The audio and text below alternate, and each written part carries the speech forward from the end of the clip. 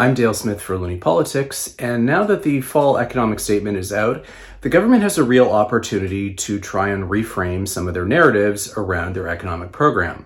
We are now at a time of the American government coming in with a bunch of predations that are going to impact us greatly economically, and we are also at a time of really sluggish economic growth, which is being recast by certain bad faith actors as the economy somehow collapsing or things like that. Not really true, but it is sluggish and the government really does need to put a focus on growth.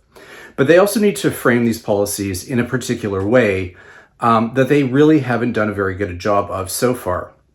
A really good example was the changes around the capital gains exemption during the spring budget.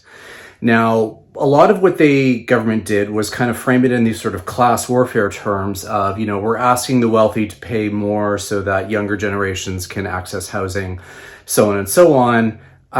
It didn't really resonate. And while there is some merit in talking about generational fairness in something like that, it really didn't land. And part of that is because of just how they framed this narrative.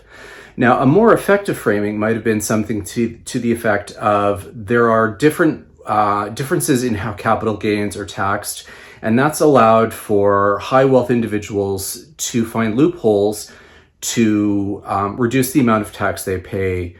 And what we're doing with these capital gains changes is equalizing how the capital gains works so that there are no loopholes to exploit. That makes it fairer for everyone. They did on occasion try and make a few points about, teachers and nurses shouldn't pay more tax than multimillionaires. But again, that was trite. It didn't really explain it. And it didn't really cast the fairness aspect in something tangible. So these are things that the government needs to consider as it's moving forward. It's do or die time now. Pretty much before the next election, which means they have to get this right. They have to get the messaging right. And they also have to sell messages in a way that aren't going to humiliate the ministers who are going out and trying to sell the message like they have been with this GST holiday, which has turned out to be kind of an unmitigated disaster. So can they do it? We'll see. For Loonie Politics, I'm Dale Smith.